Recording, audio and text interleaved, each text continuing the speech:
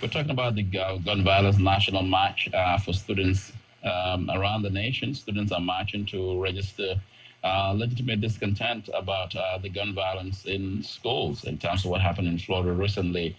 We want to get your take, and of course, whether this issue will become a gubernatorial issue in 2018 here. Let's go to David. David has a question or comment, and Tom, I'm coming to you in a minute, as well as Zane.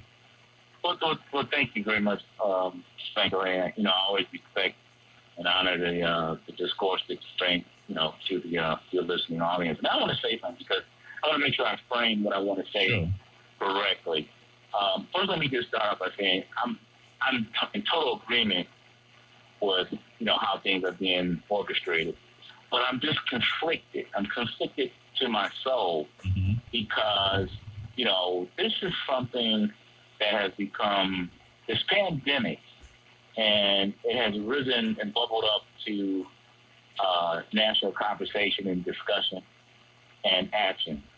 But this is not unique to our community. I mean, where was the students walking out of schools when we had 300 individuals killed in Chicago alone? That's not even the aggregate, okay? So I just don't get it. And let me just say this, because I've been waiting for my sentence. I want to say it. Sure. Go ahead.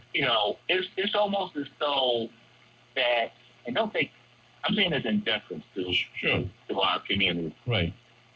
Why are we so much followers? In other words, it took these students, and when I say these students, I'm not necessarily talking, to advance this narrative. But this is something that we've been dealing with for forever. Right.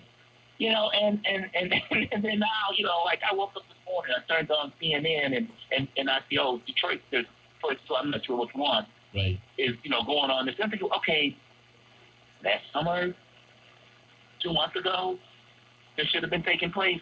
But now you have. I mean, there is a double. I think you're putting your finger on it. There is a double standard. You're saying that why isn't there a national march, even if there's no national march, but perhaps a united march across urban cities in this nation, when you have mothers in Chicago crying over babies getting killed and shot with a gun, being the victims of violent crime. The same in Detroit. We see that here, and the urban streets have become almost killing fields. So, I mean, there is a double standard. I think you're right on point. Yeah. That's what I wanted to say. You articulated what I want to articulate. Thank you. All right, brother. I know. I just added an end note to your discourse. Thank you so much. Let's go to Tom. Tom has a question or comment. Yeah, good afternoon. And a child shall lead them. Yes. If I'm not mistaken, that's what it says in the Bible. Out of the mouth of babes, I have perfected praise, right?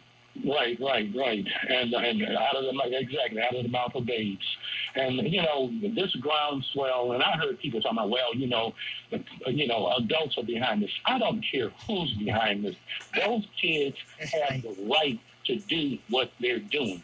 Because the idiots, meaning the adults down in D.C., they're not taking care of any business. Now, shift the track here. Sure. I had the opportunity to face-to-face speak with Chief Craig about, quote-unquote, some teachers being armed.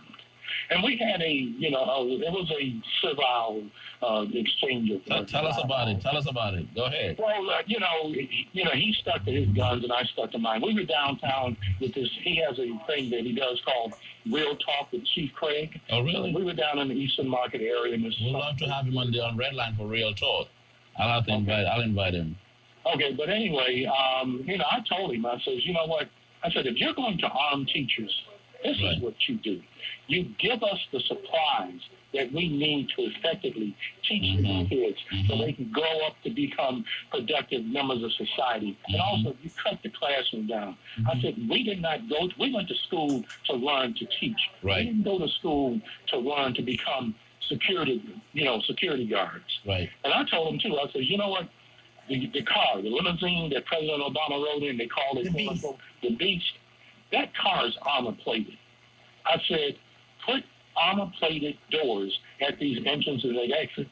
And on the ground floors, put some bulletproof glass around, and also put more surveillance cameras on the outside of the building to look at the ground. Right. And he stuck. Like I said, it was a pleasant exchange. But so he still stuck to his grounds about giving teachers guns. Well, yeah.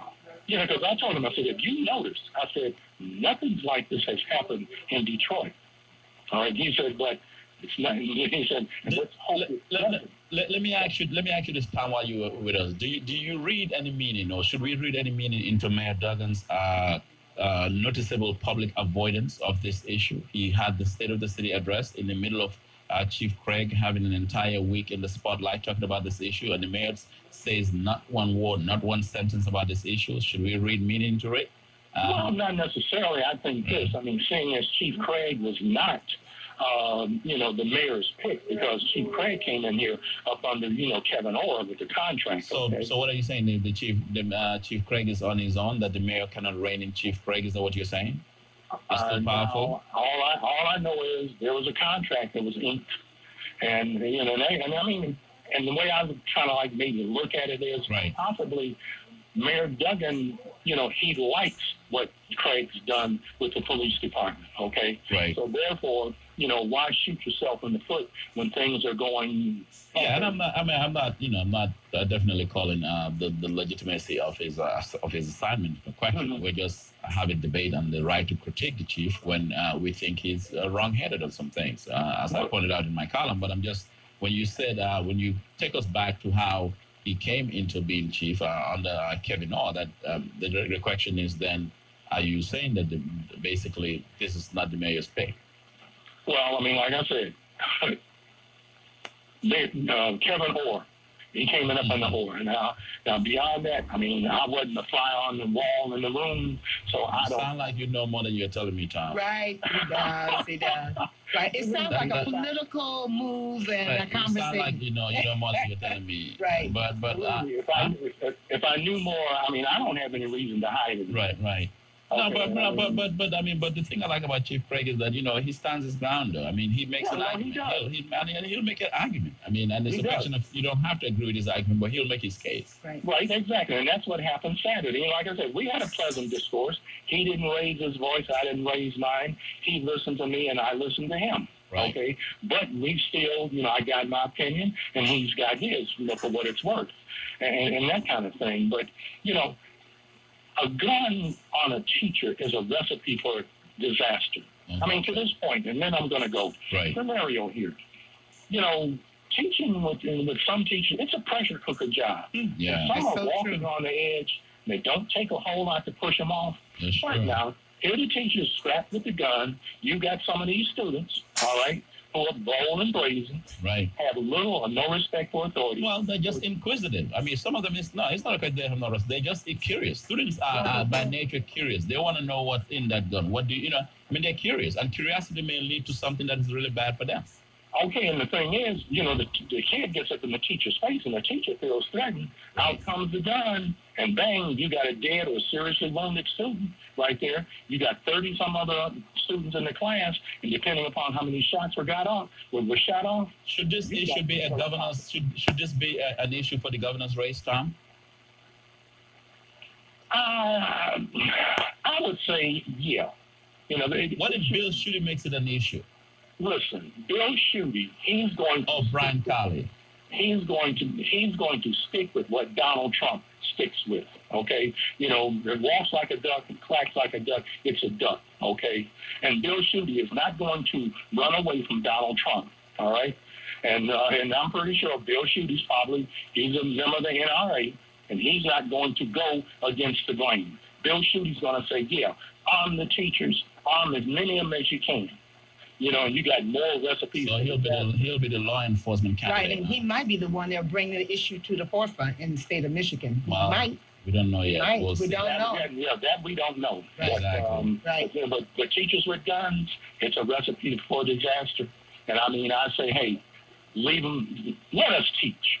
If you want to have more security, put more trained security people in there to right. And give teachers an incentive. How about that? Right. Well, yeah, fine, exactly. But to bring away an incentive, and I know what you're talking about. You're probably talking about some money. I mean, if they gave us money, yeah, I would take it. But the bottom line is, get home straight. Right. There is entirely too much dysfunction at home. And I mean, some of these kids, that dysfunction becomes their norm.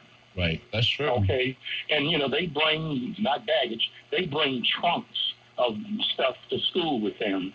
Well, but sometimes you can't blame them. I mean, some of these kids are coming from, they're coming from unfortunate backgrounds. Yeah, so, I mean, we couldn't pick we couldn't pick our parents. Okay? That is right. I like that. You could not pick your parents. Thank you so much. Some of these folks that have kids, Lord, my God, they should never have been born, as far as I'm concerned. Thank you so much, Tom. All right, let's go to Z. Z has a question or comment. And Tom sure said it, man. Some of these parents, man, they should have never set eyes on each other. So that's another story. Back on the subject of Mayor Duggan, this is what we get from him. And a lot of times, he is very capable of speaking for himself. And when he doesn't want to, what we'll get is a surrogate on the topic, such as Scott Benson talking about all of a sudden discovering poverty, or in a case where you get Chief Craig, who is also deputy mayor, who is a policy position, whether he chooses to make it so or not, talking about arming teachers. But this is what I really call them. I have a daughter, high school age, who participated in the walkout today, and I couldn't be more proud. All through our life, we spend working towards making our voice heard, and she took that opportunity today to make her thoughts and speak for those who are no longer on this planet, who can't speak for themselves anymore. The president does a lot of talking about infrastructure, how he wants to work on infrastructure. Instead of arming the teachers, carve out an infrastructure package, put your name on it, call it Trump Harden Schools, and harden every school in America. Like the earlier caller said, put that bulletproof glass up, make schools safer. Assign veterans who want these jobs